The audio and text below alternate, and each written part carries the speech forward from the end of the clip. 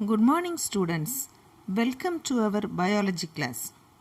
In the previous classes, we learned about vegetative reproduction and asexual reproduction. In that, production of offspring by a single parent without the fusion of male and female gametes. There are different methods of asexual reproduction. Do you remember that? What are they? Fragmentation, fission, budding, regeneration and spore formation. Students, today we are going to learn about sexual reproduction in plants. What is sexual reproduction? Sexual reproduction is a type of reproduction that involves fusion of male and female gametes. But in asexual reproduction, there is no fusion of male and female gametes. Only single parent is involved in that reproduction. But here sexual reproduction, the fusion of male and female gametes occur. That is, the production of a new organism by two parent organisms. Yes, what is sexual reproduction? Sexual reproduction is the process in which two gametes, that is male and female, are used to produce offspring of their own kind. Sexual reproduction is the process in which two gametes, male and female, are used to produce offspring of their own kind. In such cases, both sexes, male and female sex organs, are needed to produce gametes. You have already learned that the flower is a reproductive organ of a flowering plant. Flower is a reproductive organ of a flowering plant. To understand that, we need to study the structure of a flower. So, now we are going to learn the structure of a flower or parts of a typical flower. Okay? Now we are going to learn the parts of a typical flower. What is a flower? The flower is a reproductive organ of a flowering plant. The flower contains the plant's reproductive organs. A flower is a modified shoot with limited growth to carry out sexual reproduction. A flower is a modified shoot with limited growth to carry out sexual reproduction. A flower consists of 4 whorls. What are whorls? A pattern of spirals or concentric circles. A flower consists of 4 whorls. These 4 whorls are from outside. First one, calyx. Calyx is also known as sepals. Calyx consists of sepals. Next whorl, corolla. Corolla consists of petals. Androecium. Androecium consists of stamens, that is male part of the plant. Gynoecium or pistils consists of carpels. This is a female part of the plant. These are the 4 whorls found in a flower. First one, calyx. Calyx is the outermost whorl of the flower. It has green leafy structure known as sepals. The sepals are collectively called as calyx. This calyx helps to protect the unopened bud. That is, it helps to protect the flower during the bud stage. Okay, this is the calyx. Calyx is the outermost whorl of the flower. It is also known as sepal. Next one, corolla. Inner to the calyx is called corolla. Corolla may refer to the petals. Corolla surrounds the reproductive parts of the flower. These petals are often brightly colored and unusually shaped to attract insects for pollination. So, corolla is also known as petals. It surrounds the reproductive parts of a flower. They are also brightly colored to attract the insects for pollination. Together, all of the petals of a flower are called corolla. This calyx and corolla are the non-essential organs. Next, androecium. Androecium is the male part of the flower, which is composed of a long filament and an anther attached to the tip. The innermost whorl is called gynoecium. Gynoecium is the female part of the flower. This is the innermost whorl of the flower. It is the female part of the flower. Androecium and gynoecium are essential whorls of the flower because androecium is the male part of the flower and gynoecium is the female part of the flower, and both take part directly in reproduction. So, they are the essential parts or essential whorls of the flower. So, once again I repeat, the two outermost whorls, calyx and corolla, are non-essential or accessory whorls as they do not directly take part in the reproduction. The other two whorls, androecium and gynoecium, are known as essential whorls because they both take part directly in reproduction. Can you understand what is essential whorls and non-essential whorls? Okay. Next, androecium. Androecium is the male part of the flower. It is composed of stamens. Look at the picture. Each stamen consists of a stalk called filament and a small bag-like structure called anther at the tip. Can you see it? The pollen grains are produced in the anther within the pollen sac. So, androecium is the male part of the flower. It is composed of stamens. Each stamen consists of a stalk called filament and a small bag-like structure called anther at the tip. The pollen grains are produced in the anther within the pollen sac. So, from the pollen sac, pollen grains are produced in the stamen. Now, we are going to learn about the pollen grain, the structure of pollen grain. I have told that pollen grains are produced in the anther within the pollen sac. Now, the structure of pollen grain. Listen carefully. It is a very important question. So, listen carefully. Okay. Pollen grain. Pollen grains are usually spherical in shape. Pollen grains are usually spherical in shape, as you see in the picture. It has two-layered wall. The hard outer layer is known as exine. Can you see two-layered wall? The outer wall is thick, isn't it? The hard outer layer is known as exine. The exine, it has prominent aperture cells known as germ pore. Can you see germ pore? Aperture means hole or opening. Can you see a small opening in the outer exine? Yes, this is called germ pore. The inner thin layer is known as intine. Inner layer is thin. So, inner thin layer is known as intine.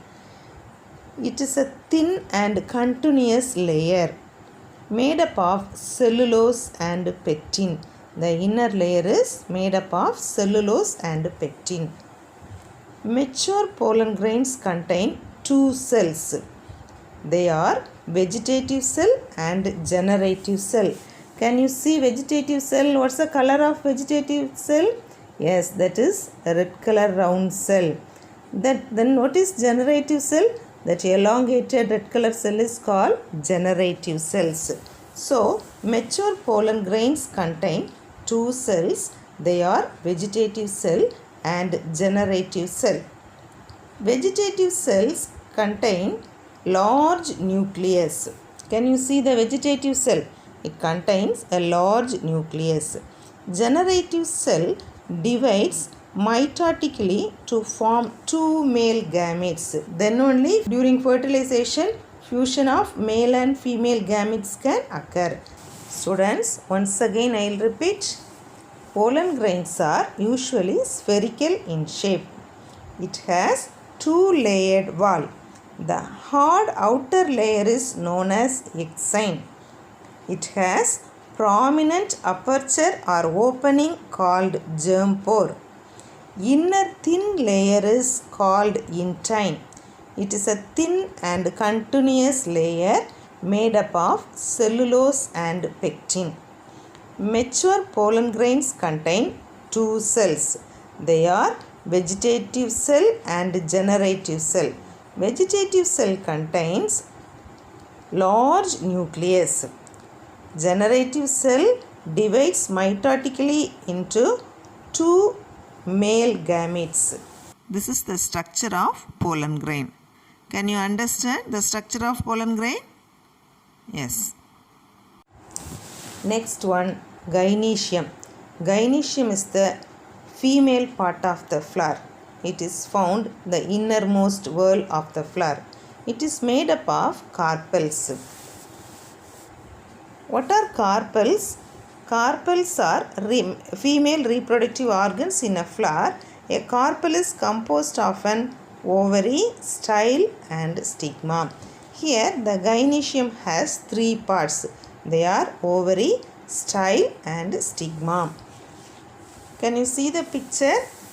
Ovary is the enlarged basal portion of the pistil where ovules are produced. So the ovary contains ovules which develop into seeds after fertilization. Then stigma. Can you see stigma? Yes. Stigma is a knob-like structure at the top of the pistil. What is style? Style is a long, slender stalk that connects stigma and the ovary. So there are three parts in the gynoecium.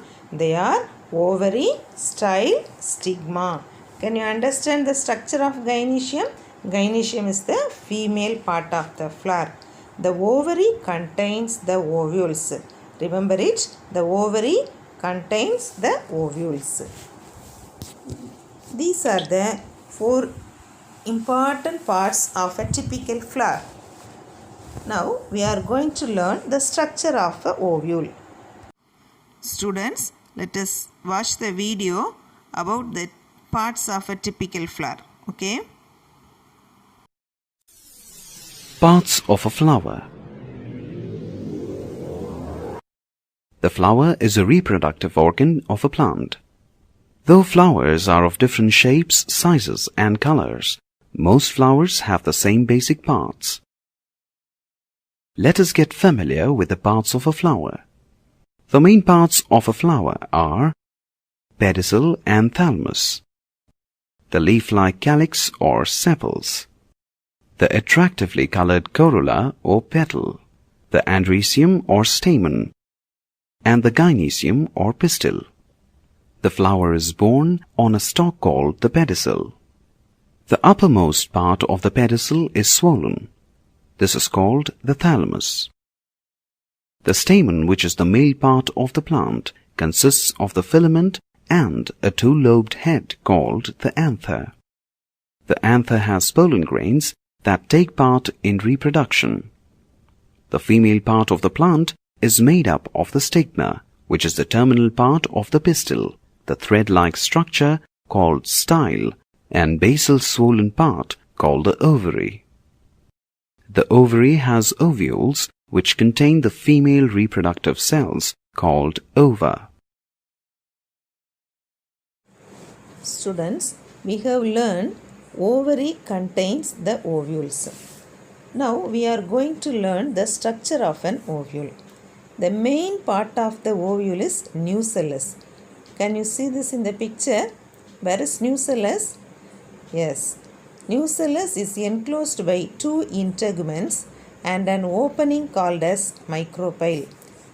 Integuments are tough outer protective layer of the ovule develops into a seed coat as the ovule matures following fertilization. So the opening in the integuments, there is an opening called micropyle. The ovule is attached to the ovary wall by funiculus.